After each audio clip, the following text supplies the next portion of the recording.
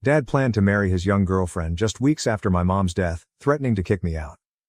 Am I the asshole for ruining his wedding? My father has always mistreated me badly. He was obviously not interested in being a dad from a very young age, but I never could find out which he disliked more, being married to my mother or father to me. Given that he treated my mother no better than he treated me, I believe he must have loathed it equally. I lost my mother only 4 weeks back. I turned 17 some months ago. It was not surprising. She had been battling lung cancer for some time and at last passed away in a hospital. 3 years ago she was diagnosed. Since then, it felt like I had been holding my breath. I believe I at last let it all go when Mom died. She was my friend, thus even now it feels quite strange to be without her around. She was most crucially the only person there to guard me from my father. Every single day in the house where I grew up, my parents would argue over something or another. They obviously did not love one another, and I really have no idea why they were married. My mother would tell me that they had loved each other at some time every time I asked her why she had married him. They would always make up, but I never could forgive my father as fast as my mother did. She had been urged to leave him several times as occasionally he would say extremely terrible things to her during a quarrel. He would say things like how he wishes she died from her illness so he could go on with his life and how he regretfully ever was with her and had a child with her. She just resisted when I advised her to go several times. I'm not sure why.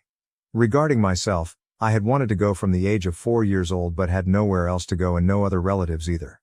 Raised by her grandmother, who passed away while she was in college, my mother was an orphan who had lost her parents in an accident when she was small. She contacted no other family members, hence I knew nothing about my father's side of the family as he never took us to see them. He claimed not wanting us to see his family since he did not get along with them. There was no elaboration, and I asked him too, afraid. I was used to being screamed at for stuff, hence I wasn't going to paint a bullseye on myself by prying into anything like that. I had to deal with my father since, all told, my parents were the only family I had. My mother refused to go. I was heartbroken when she died, but my dad carried on as though nothing had happened. It was not shocking to me in the least since he had been acting the same way even when she was unwell. Knowing he did not love anyone, I did not expect him to be sensitive. He most likely lacked even that ability. What truly startled me though, was that my dad brought home a considerably younger woman once we were finished with the funeral and paperwork 2 weeks after my mother died. She was simply here one morning drinking coffee in our living room. My father told me she was my new mother when I plucked the bravery to ask her who she was. When he was telling me that, he apparently also had the largest smile on his face, probably his creepiest one yet. Against my will, I found myself remarking on it. Since it had only been 2 weeks since my mother died, I told him it was a little too soon to bring his girlfriend home. That brought me to a lecture from him on how this would be my stepmother in a few days and on the need of respecting her. He told me he didn't care that I had just lost my mother. I had to treat her the same way I had treated my own mother. He dropped another bombshell on me and informed me he was getting married as I was over myself with rage trying to argue with him. Ever since her diagnosis, he claimed, he had known that she would not be able to make it as she had always been delicate and frail ever since he had known her. He had thus begun searching for substitutes, that is exactly the word he used. For the past 2 years he had been with Melissa, his girlfriend. Now that my mother was at last out of the way, he told me he was planning to be married once more and ensure her death had no impact on his life at all. It at once made sense why he had been untouched by my mother's illness and death thus far. He had replaced her. I honestly just turned away from him because I was disgusted. I told him I would not be attending the wedding, and expected him to say he was good with it since, really, why would he care? Then he informed me I had to go, which caught me off guard. He informed me he could only make this look regular and acceptable to other people if I attended, so explaining why it was. He seemed to be saying that by showing up for the wedding, I would have accepted it and that since his own daughter had not objected to this marriage, nobody else would have any cause to remark on it either. Basically, he required me to be there so it would seem less depraved, which in and of itself was really crazy. To be honest, my father seemed insane. Besides saying such strange and pointless things, he was getting married 2 weeks after his wife died without thinking about what other people would say. Not only that, the woman marrying him was only 25 at most, a few years older than I am. Her actual age is unknown, however she cannot be older than that. My dad falls in late 40s. This man, who recently lost his wife to cancer and should be in mourning right now, is instead getting married and expecting his daughter to act like this is all normal and that she supports it. It is eerie enough. He definitely belongs in a straitjacket in a padded room. It's a complete formula for catastrophe. I told him there was no way I could be at this wedding when he informed me he was marrying Melissa. He was free to become offended at that as desired. Then he informed me he would not only be offended but also kicked me out should I miss a meeting. He would also ensure that I never got access to the college fund my mother and he had been saving for me ever since my birth. Since, as he had stated, my mom's money had gone into the education fund as well as his, so I considered it to be essentially unjust. Although I think I was entitled to it, sadly I couldn't make him turn over the money to me as it is not required by law. There were no records to support it, hence it was not as if he had set it aside especially for that purpose. Basically, I would be tossed out and would not have any chances of attending college either if I skipped that wedding. On one hand, I did not want to seem like I was part of this or that I was encouraging this craziness in any kind whatsoever, thus I was in a quite tough situation. However, I also had to look out for myself as I had a few months left before I left for college and I couldn't afford to lose money since I had none of my own. My mother's will takes some time to process, hence I would only obtain the inheritance only then. For now, it seemed as though my only choice was to show up for the wedding and present myself as helping my father. Last week I was informed about the wedding, but I just couldn't get myself to welcome it. I thus resolved that I had to go all out to prevent this from occurring. Or at least try to intervene. I told my father I would be at the wedding, but then I started searching for something, anything, to throw off the proceedings since I just couldn't bring myself to let this happen. I just wanted something. I really had no idea what I was looking for. When my father left his laptop alone, I got quite lucky, miraculously lucky. A few days back, he and Melissa went out to celebrate their marriage by dinner. I was alone at home. Leaving his laptop on the coffee table, my dad had since it was locked. I expected nothing when I opened it, therefore I just tried to guess the password. Fortunately, I got everything just perfect. Melissa's name came first, then his own birthday, which was strangely startling. Still, once I arrived, I could hardly believe it. I first found nothing when I started browsing his social media. Then I saw he had 2 Facebook profiles, and I chose to review the second one, which I had not seen before. Surprising me was his hidden account set up for his side of the family. He had been telling my mother and me he did not get along with his family, but here he was on his other page hanging out with individuals we had never seen before who seemed to be certainly linked to him. As I searched, additional pictures from years past turned up. He obviously has been in contact with his family all along. He had simply been fooling us. I then chose to review his communications on that account and discovered that he had been in contact with his parents for really a lengthy period. I guess he also carried another phone.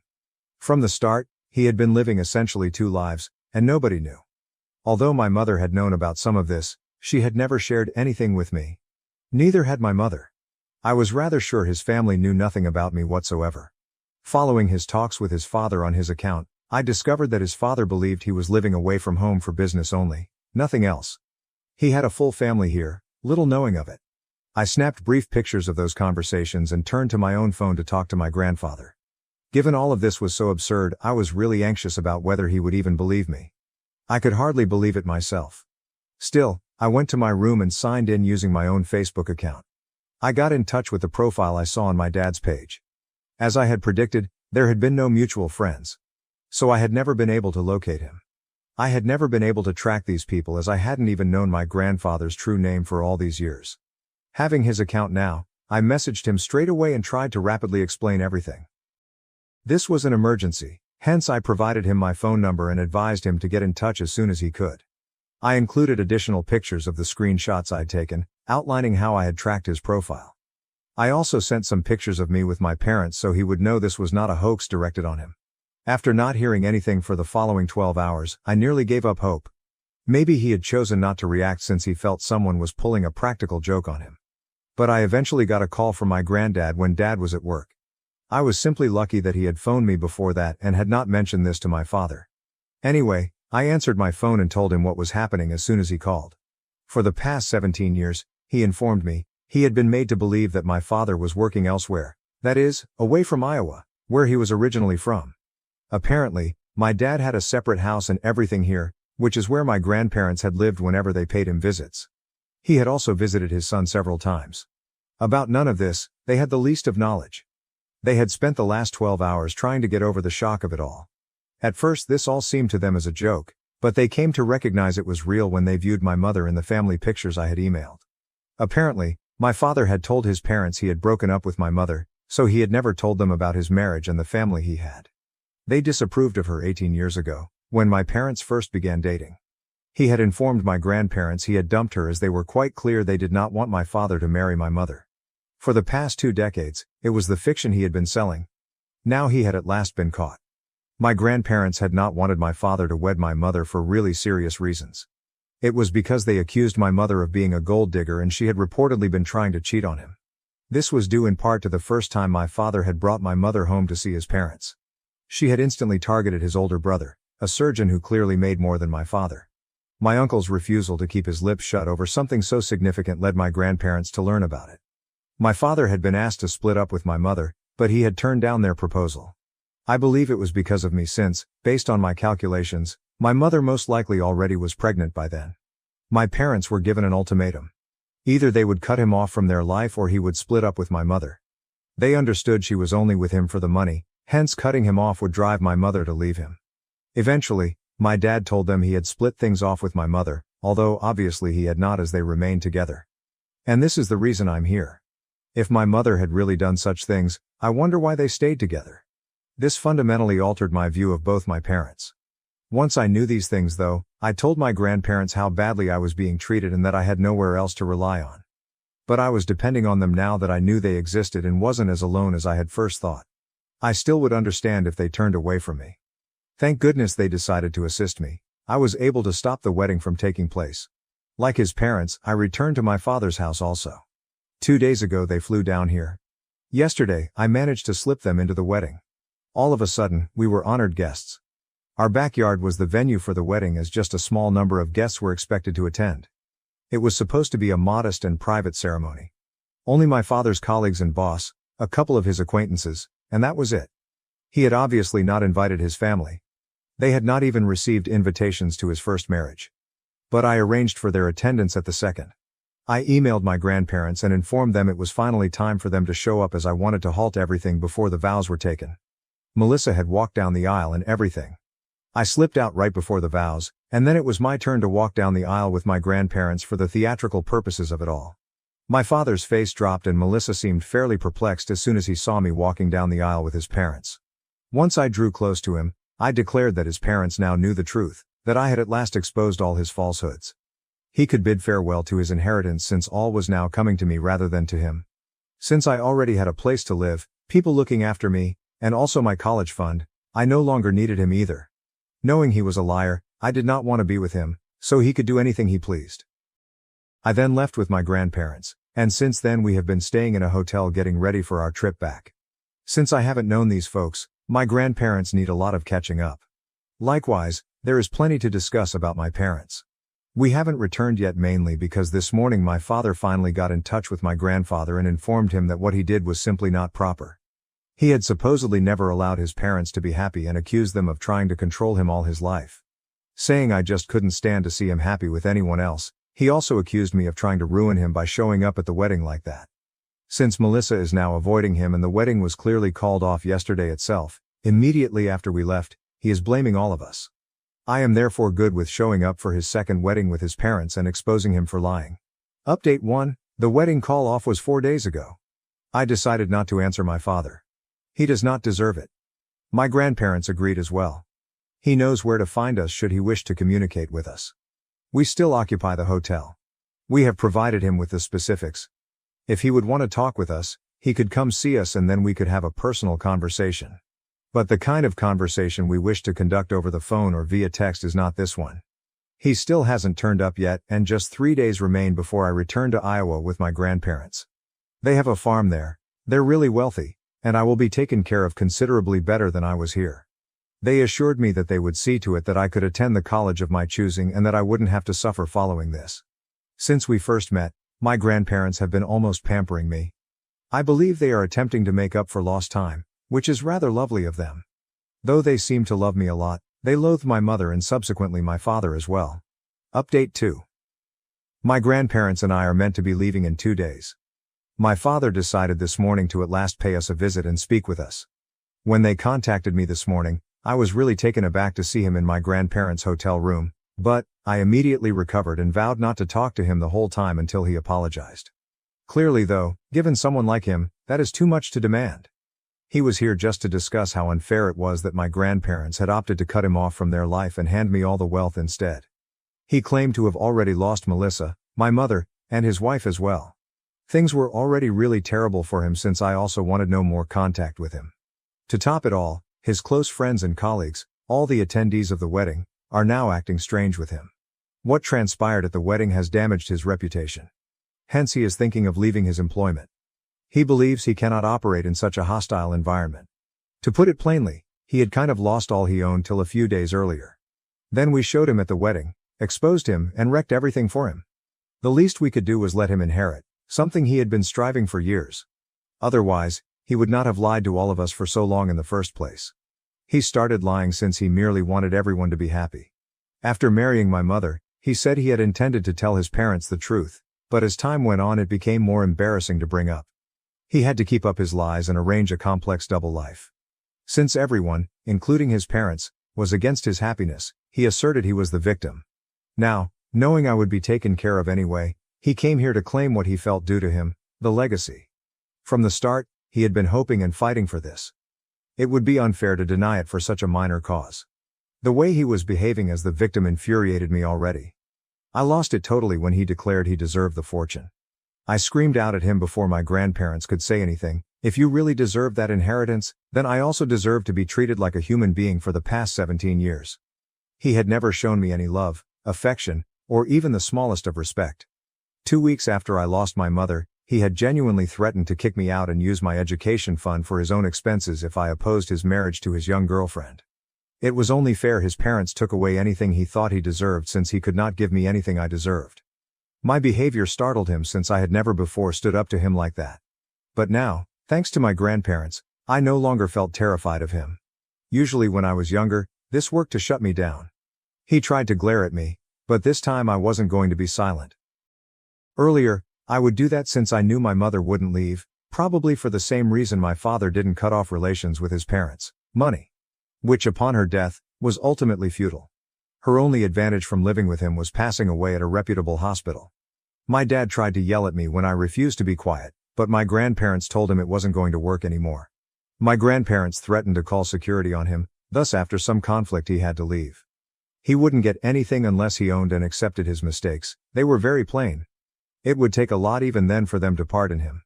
Had I chosen to keep the inheritance for myself, he would not have anything at all. Promising he would make sure we pay the price for what we had done, he fled like a toddler having a tantrum. What he believed he was doing is unknown to me. Though he most likely thought his actions would frighten us, it did not. It strengthened our conviction that, by not forgiving him, we were doing morally. He was not even remorseful, hence nothing could be forgiven. It gives me great pleasure to be leaving with my grandparents in a few days. I simply want to escape all of this. Although I will miss my buddies, it makes no difference now. Fall brings my trip to college. I just finished all of this. I graduated from high school. Update 3. Hi. So I left home 1 year ago. I haven't blogged anything for the previous few months since I have been really busy with college. I had essentially forgotten about it too. Following that battle with my dad in the hotel room, which I discussed in my last update, my grandparents and I headed off. We hardly spoke with my dad over the following 2 weeks, but I did run across a lot of members of his side of the family. I believe this family is the one I deserved all along. They all love me. Though she was too self-serving, my mother most likely attempted to love me. Ultimately, it damaged me more than it did her. My uncle assured me he would pay for my college tuition, therefore relieving me of any concern about it. That has been a great comfort. Though they had hardly known me for a few weeks, these folks had already resolved to show me all the affection I had been lacking for the past 17 years. For that, I am most grateful. A few months after moving in with my grandparents, I had to go to college, so I spent little time with them.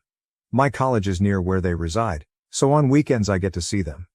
There are no grievances regarding that. Not to apologize, but rather to remind me that I wrecked him and should feel bad. My father has tried to get in touch with me multiple times. He continues asking me to check on my grandparents to see whether he fits the inheritance. He emails and chats from several accounts but doesn't understand that being defensive won't support his cause. A sincere and honest apology would be the only thing that could assist him, yet at this time, it is too little, too late. I will simply ignore him. It is not worth it to reply to him. I lack the time or will to indulge his illusions. At last, I have the family I am due and am content with them. Right now, I'm loving my college life.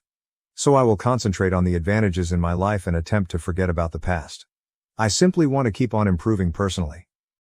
My wife cheated with her gym trainer and demanded half of everything during our divorce, but my father secretly controlled our house and savings. Though here I am, I never imagined I would be publishing.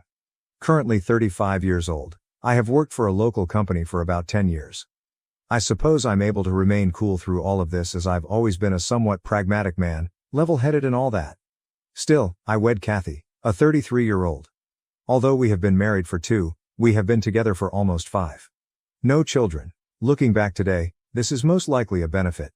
Kathy has not worked since we were married. Originally in marketing, she wanted to take a break and concentrate on us once we tied the knot. I figured it was temporary and didn't mind. I made plenty for both of us. Our dwelling is modest yet enough to be comfortable. Our savings account is respectable. Nothing ostensive. Kathy had stayed at home most of her life, but suddenly things started to change. Though I can't say exactly when I first observed Kathy being aloof.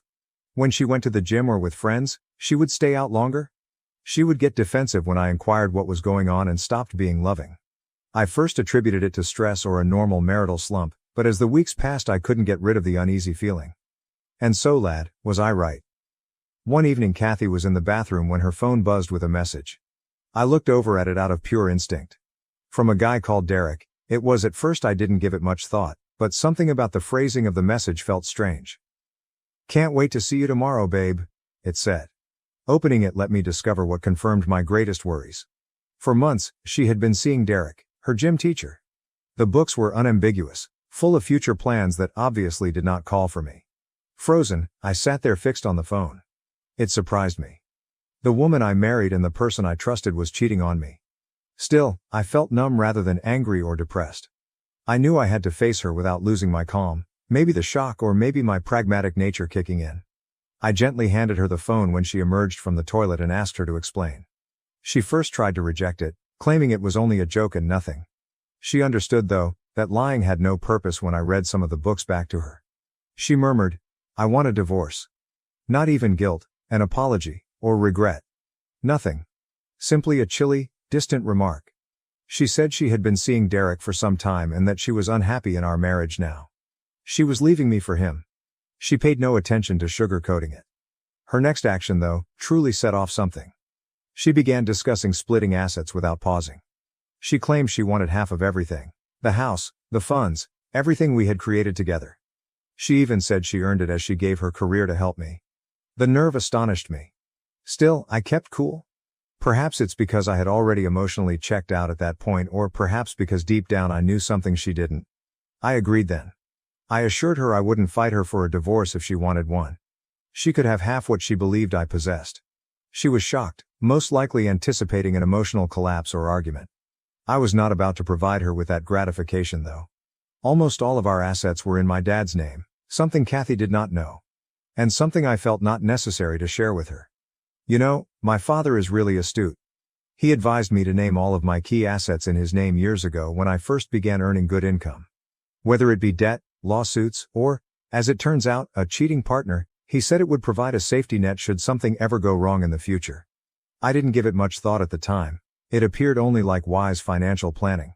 So I knew Kathy wouldn't be receiving what she expected when she insisted on half of everything. On paper, I had little, just a modest bank account, a car in my name, and a few miscellaneous oddities and ends. The house. In technical terms, it belonged to my dad. Most of my savings are here. Also is under my dad's supervision in accounting. I advised us to handle things through mediation instead than engaging in a messy legal fight. For both of us, I reasoned it would be simpler and less expensive. She accepted, obviously intending to leave with a substantial portion of my assets. She had no idea, though, that this arrangement with my dad had been in place for years and that, to be honest, I had ignored it until the divorce discussion started. Though I can't deny that I'm appreciative of my father's foresight, it wasn't quite what I had hoped for. Most of the funds and investments Kathy was looking at were officially owned by him, as was our property. Living modestly enough that nobody, including Kathy, really questioned it, I had always maintained a low financial profile in my own name. I told my dad right when the divorce process began. Though he was not happy about the circumstances, what father would be, he realized the need of keeping things quiet. We asked a lawyer simply to be sure everything was legally sound and perfect. As it happened, everything was in perfect order. Though Kathy could demand whatever she wanted, there wasn't much in my name for her to take. Kathy moved quickly. She never wasted time. She engaged an aggressive divorce lawyer, one of those sharks that guarantees to grab whatever they can. I also engaged a low-key but reputable attorney who specialized in instances similar to mine where complex financial variables were at work. Though I didn't want to create a major scene out of this, I also wasn't going to allow Kathy and her attorney to harass me. Asset disclosure, the first phase of the divorce procedure, did not go as Kathy had hoped. I set everything out exactly as mandated by law. Her lawyer's assured smile wavered though, as she realized how little my name really registered. Though I could tell they were both perplexed, perhaps even suspicious, there was not much they could do about it. I gave honest information. There were no hidden assets. She then began berating me right there, calling me names and accusing me of lying. Like I stated though, I offered everything I had. Saying we would talk about everything once she had cooled down, I departed following many accusations and shouted shouts. Here I am now, looking at Reddit since I'm not sure if I handled things the correct manner. So Reddit, am I the *bleep* for consenting to give her half of what's mine knowing she's not really getting anywhere near what she expects? Update 1. So, things are beginning to heat up. Kathy was totally incredulous following the first asset revelation. Her attorney was not much better, and she obviously felt I was hiding something. When they saw the meager statistics on paper, he had a wonderful expression.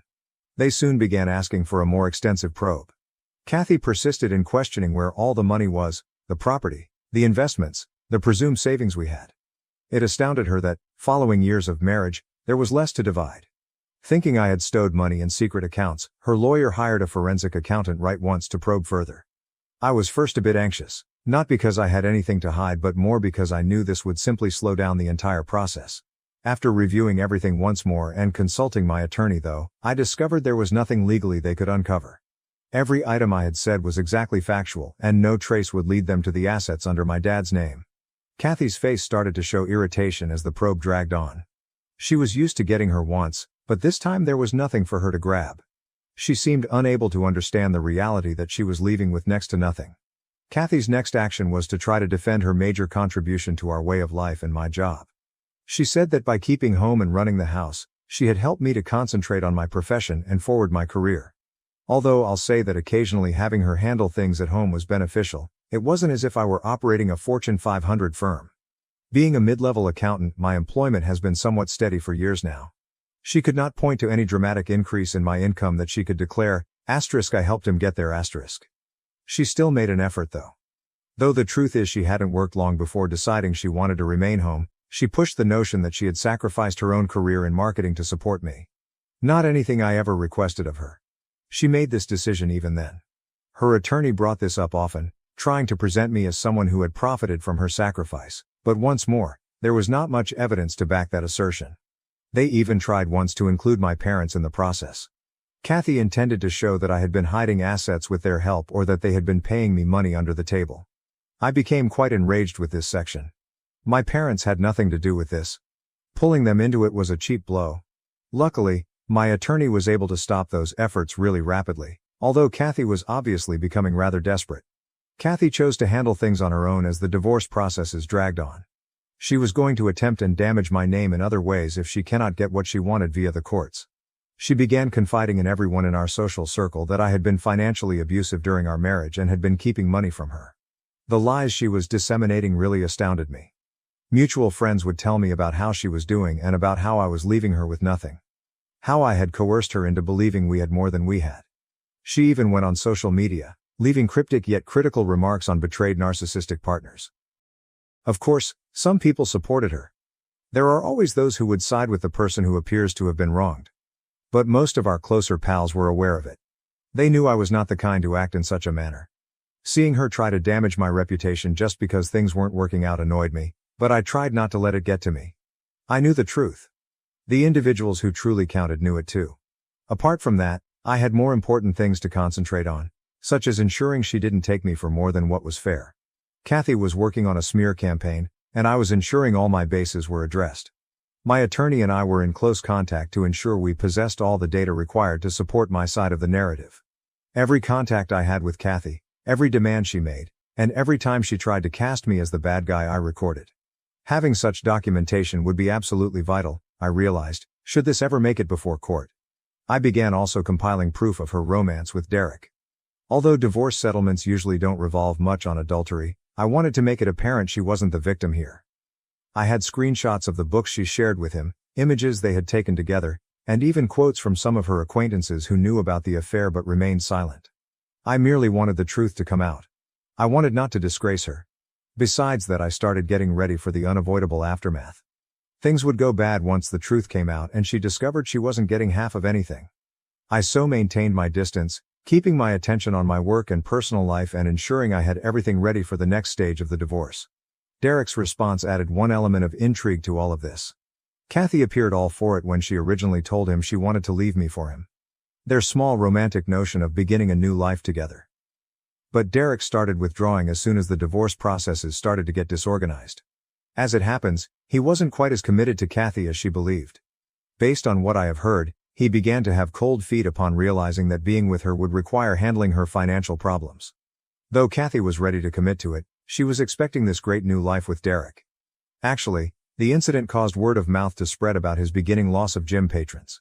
People apparently wish not to deal with a trainer who is known to have interacted with married ladies. Derek has been attempting to remove himself from Kathy lately, and she is beginning to realize perhaps this was not the fairy tale she had in mind. Though I nearly feel horrible for her, I then remember what she has done. Regarding myself, I'm having mixed feelings. I feel justified on one hand. I'm happy I guarded my assets and that Kathy isn't leaving with what she expected. I can't help but feel a little depressed though at the same moment. For all, this was my marriage. Once I adored Kathy. I felt we would lead a life together. Though I know it's for the best, seeing it come apart like this is difficult. Update 2. Since my last report, things have veered somewhat wild. Kathy is becoming desperate and showing in the worst possible manner. She's trying to make my life horrible since she understands she won't get the expected payback from this divorce. The most recent is her threatening to damage my job and reputation at work. She told me straight out that she would make sure everyone at my company knew what a scumbag I was, should I fail to make things simpler for her, give her more money. She first confused me about what she meant, but it soon became evident when she started showing up at my workplace unexpectedly. She was cool the first time, seeming as though she simply needed to communicate. She snapped though when I informed her there was nothing else to talk about. She began speaking, stating things like, "I'll make sure everyone here knows the truth about you." Luckily, I managed to get her out of there before things got more out of hand, but she is clearly becoming erratic. Her behavior at home, or rather, her temporary residence with her parents, has been chaotic too. She returned home with her parents after learning she would not be walking away with the predicted large payment. According to what I've heard, her situation hasn't been doing great. Though they are not really happy with how things have turned out, her parents are supportive. I suppose even they see through her victim play. According to mutual acquaintances, she has been acting as though she is about to have a breakdown, lashing out, and fighting with her family. The legal side of things has grown more difficult as well. Kathy's attorney is making every effort to get dirt on me. Even though my attorney has consistently told my parents that assets are not up for grabs in this divorce, they filed motions to subpoena my parents' financial data. Though it's obviously meant to rattle me, it isn't succeeding. Though clearly meant to rattle me, it is not working. In search of anything that may imply I was hiding assets or under-the-table income, Kathy's team also filed a motion to depose my colleagues at work. Although they are grabbing at straws, handling it is taxing. Every time we believe we have attended to one of their needs, they return with another. The whole thing feels like an endless chess game right now. Kathy and her staff try to offset every action I do, but owing to my lawyer and the strict legal protections my father established years ago, I have been one step ahead. Still, it's taxing, and I'm not sure how long I can keep this going until we find ourselves before real courts. Regarding legal processes, we have previously twice tried mediation. Actually, both times it has been a total fiasco. After roughly 20 minutes, Kathy insisted on half of the house and our money, therefore ending the first session. Though Kathy wouldn't hear it, my lawyer presented the reality of the matter, that the house was in my father's name and that there wasn't quite as much money as she believed. She bolted, charging me with lying and claiming that the mediator was biased against her. The second try was not much improved. Kathy arrived this time carrying a set of utterly irrational expectations. She demanded half of all our savings, even if they hardly exist, full ownership of the house, and alimony for at least 5 years. Kathy lost it when my attorney coolly reiterated once more her lack of entitlement to any of that. She began screaming about how I was leaving her empty and about how she had given all for me. Though inside I was boiling, I sat there attempting to keep cool. She was the one who desired the divorce, cheated, and now she's behaving as though I am the one destroying her life. Unbelievably beautiful. That session made it quite evident that, whether I like it or not, this divorce is headed for court. Besides that, Kathy has been using money borrowed from friends and relatives to pay her legal bills. She obviously didn't want the divorce to linger for this length of time, and today she finds herself short-funded. Though I'm not really clear how she intends to keep paying her aggressive attorney, that's not my concern. She acts more erratically the more desperate she gets. Mutual acquaintances have informed me she spends much of her time at home complaining to anybody who would listen about how I have destroyed her life. Some of her friends have started separating from her since they are tired of the drama and her continuous playing the victim card. Kathy seemed to be losing what she expected to get out of this divorce. I have been trying my best to remain cool under all of this and manage things tactically. I refute every new charge or demand Kathy makes with facts. I have nothing to conceal, hence whatever financial record they ask for I present. More than I can say for Kathy's team, my attorney has been outstanding in ensuring we are strictly obeying the law. I have also been trying to honor the privacy of my parents. Although Kathy's attempts to pull them into this mess irritate me, fortunately legal safeguards prevent her from gaining access to their financial records. Still, her even trying indicates just how dire she is. She seems to believe that, if she digs deep enough, she will uncover some buried gem I have been holding from her, yet, nothing comes of search. Update 3. When the day of the court hearing finally arrived, one would not be able to adequately describe the stress. Kathy arrived swinging and started to testify first. She made it plain that she thought I had been keeping assets from her all along. She said I lied to her about our actual wealth, concealed money in hidden accounts, and changed our budget. Emotional, she portrayed herself as the victim left with nothing after giving her career over to help me. At one point she was crying on the stand, discussing how she had trusted me with everything only to be shocked by the divorce and my alleged financial dishonesty. The big blow, though, came when my attorney offered proof of her involvement with Derek. The jury, the judge, everyone could understand what was actually going on as soon as the books, images, and specifics of her relationship with him surfaced. Before my very eyes, Kathy's victim story began to fall apart. She even tried to minimize the affair at one point, claiming it was a mistake and had nothing to do with the divorce, but by then the damage was done. Her reputation was damaged, and it was abundantly evident that her financial needs were motivated more by avarice than by anything else. When it came time for me to testify, I tried to remain cool and follow the facts. My attorney had done a good job of preparing me. I knew that becoming defensive or angry would not strengthen my case. I went over everything: how my assets had been established in my father's name for years, how I had given complete financial reports, and how I had tried to manage the divorce amiably through mediation. I also testified on Kathy's threats, unpredictable behavior, and ongoing smear campaign activity.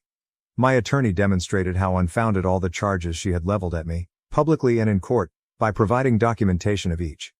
We presented the truth about our finances. My father owned the house, our savings were meager at best, and she could not claim any secret treasure of money. The judge apparently valued my simplicity. Though I didn't try to denigrate Kathy, I also didn't sugarcoat the truth of what had happened.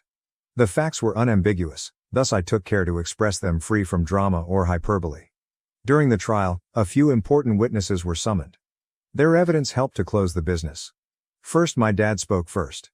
He described the financial plan we had set in place years ago, how the property was in his name, how the investments were under his management, and how all of this was done as a kind of long-term financial security. He made it abundantly evident that Kathy had no legal title to these assets and that they were his, not mine. Next on schedule was one of my co-workers from the office. My colleague promptly stopped Kathy's team's attempt to claim that I had been hiding money by getting bonuses or under-the-table payments off course. He testified on my regular, open pay and meager income. There were no hidden sources of money or secret bonuses, only the simple payback I'd mentioned. These testimonies were absolutely essential in demonstrating Kathy's charges lack basis. The judge could see that Kathy had simply a straightforward open financial arrangement that she had never bothered to learn about, not any major scheme on my side. The judge decided at last following days of testimony and legal arguments. Hearing the words, "the divorce would be awarded in my favor," was a great comfort. Kathy insisted on half of the house and our money, and we were flatly denied both. Kathy had no title to the house or most of our possessions, the judge said, since my father owned them. Her only award was a meager sum of alimony, and even that was only temporary. Barely enough to pay her legal bills, let alone the lifestyle she hoped to keep. The judge made it plain that his decision included Kathy's affair and her lack of household financial contribution. He judged based on her attempts to present herself as a victim. She was seen through. I felt a great weight drop off my shoulders when the decision was announced. That moment washed away the months of anxiety, the continuous accusations, the dread of losing everything. Legally, I knew I was in the clear. Kathy, on the other hand, did not find the decision appealing. She started crying as soon as the judge concluded, yelling that the system was unfair and that I had misled her out of what was rightly hers. She left her attorney looking frustrated as she bolted from the courtroom. Though I'm not sure what she expected, it was quite evident she hadn't gotten ready for the potential of losing. For me, the first reaction was relief. I left the courtroom after thanking my attorney for a job well done over the entire process.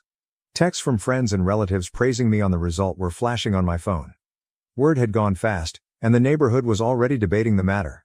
Knowing the truth had come out and that I could at last start my life felt terrific. But Kathy was still not done. She had a complete collapse in front of a small gathering outside the courtroom. She began yelling about my lying and system manipulation as well as her intended appeal of the ruling. She lacks the means to accomplish that. Hence the dilemma is her attorney made it abundantly evident during the proceedings that she was running low on money. From what I have heard, she is still borrowing from friends and relatives simply to get by. Having said that, I really appreciate my father's counsel and insight on financial protection. Whose kind of mess I would be in right now without his assistance. My friends, relatives, and colleagues, who stayed with me even when Kathy was circulating accusations and attempting to damage my reputation, have my thanks as well. Looking ahead, I have hope. Though I know it will take time to completely heal from this, both emotionally and financially, I am ready to start my life. From all of this, I have gained some insightful knowledge. I will not be repeating the same errors. Right now, I'm mostly trying to get back to normal and savor the tranquility that results from closing this chapter at last.